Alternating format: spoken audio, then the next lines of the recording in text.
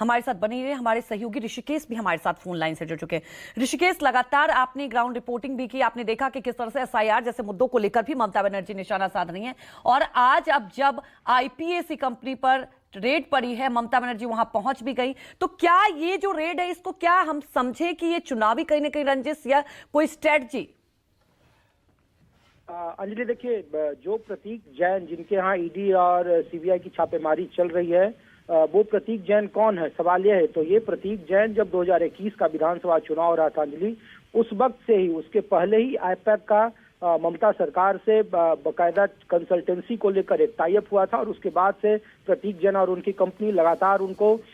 वो consultancy provide कर रही थी। 2021 का विधानसभा चुनाव में एक बड़ी भूमिका थी आईपैक की, जो जिस प्रतीक जैन के आवास पर जो डायरेक्टर हैं आईपैक कंपनी के। और कहा जा रहा है कि अभिषेक बनर्जी, वो जो ममता बनर्जी के भतीजे हैं और जो उनके पीएस हैं सुमित, और जिनके संबंध वहां के कोयला व्यवसायियों के साथ है, और बहुत सारे ऐसे शिकायतें पहले भी थी कि जो आईपैक को सेवा के बदले में जो हजारों करोड़ रुपए दिए जा रहे हैं, वो बतौर कैश दिए जा रहे हैं और कागजों पर कुछ और राशि दिखाई जा रही है। तो ये वित्तीय अनियमितता का मामला है, वित्तीय हेराफेरी का मामला है। और इसीलिए बकायदा जब न्यू टाउन, जो कोलकाता के पॉश इलाके में जहाँ पे आईपैक का दफ्तर है और जहाँ पे एक बड़ी टीम काम करती है आईपैक की, जिसमें ममता बनर्जी सरकार के हाल के दिनों में कई सारी योजनाएं, पढ़ाई समाधान हो, लक्ष्मी भंडार योजना हो, या जितनी भी राज्य सरकारी योजना चलाती है उसकी रूपरेखा बनती है। अलग अलग स्ट्रैटेजी को लेकर के वहाँ कई सारे फाइलें होती है, कहाँ की ग्राउंड रिपोर्ट क्या है, कहाँ पे कौन से फॉर्म भरे जाने हैं, कहाँ पर नहीं भरे जाने हैं, एसआईआर को लेकर उसमें कई सारे दस्तावेज हैं। उन कुछ लैपटॉप को ईडी की टीम ने वहाँ जब्त की है, और जो आवास है, आधिकारिक आवास है न्यू टाउन में ही, ऑफिस से बस कुछ किलोमीटर की दूरी पर प्रतीक जैन का, वहाँ पे बाकायदा ईडी की टीम वहाँ पर पहुंची हुई है। और देखिए कि मामला इतना ज्यादा ये गंभीर है कि कुछ ही मिनटों के भीतर ममता बनर्जी स्पॉट पर पहुंच गई, और वो लगातार ईडी के इस प्रक्रिया पर सवाल उठा रही है और कह रही है कि सरकार को जानबूझकर डिस्टर्ब करने की ये कोशिश है।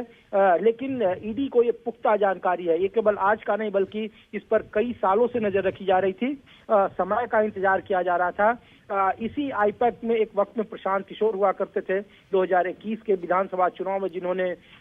राजनीतिक तौर पर यह दावा किया था कि भारतीय जनता पार्टी यहाँ ट्रिपल डिजिट नहीं पहुंच 2021 में, और काफी इसकी चर्चा हुई थी, 77 सीटों पर सिमट गई थी। तो जो प्रतीक जैन है और जो उसमें और भी 3 डायरेक्टर हैं, उनके संबंध, खास करके जो कंसल्टेंसी को जो बदले में फी दी जा रही है, वो बड़े पैमाने पर कैश में दी जा रही है, और उस कैश का संबंध वहाँ के कोयला माफियाओं के साथ है, अवैध खनन के अधिकारियों के पास। और इसमें कई 15-16 लोगों की गिरफ्तारी पहले भी हो चुकी थी वहां, और झारखंड में कई जगहों पर जो छापेमारी हुई थी, और उसमें कई सारे वित्तीय लेन देन की जो पुख्ता जानकारी है वो आईपैक के साथ है। और इसीलिए अभिषेक बनर्जी के जो पीएस हैं सुमित, और जो पूरी टीम है वो अभिषेक बनर्जी को रिपोर्ट करती है, अभिषेक बनर्जी इसमें इन्वॉल्व रहते हैं। तो आईपैक के डायरेक्टर प्रतीक जैन के घर पर ईडी की छापेमारी कहीं न कहीं ममता बनर्जी के लिए मुश्किल उस वक्त में, जब महज 2 महीने के बाद, यानी कि अगले महीने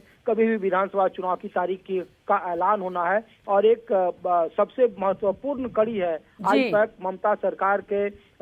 चुनावी स्ट्रैटेजी को लेकर के काम करने में, और उस पर ये छापेमारी कहीं न कहीं कई सारे सवाल खड़ी करती है राजनीतिक। बिल्कुल ऋषिकेश, और ये टाइमिंग भी जो है उस पर देखिए कई सवाल उठ रहे हैं। आप हमारे साथ लगातार बने रहिए और पहलू को समझेंगे।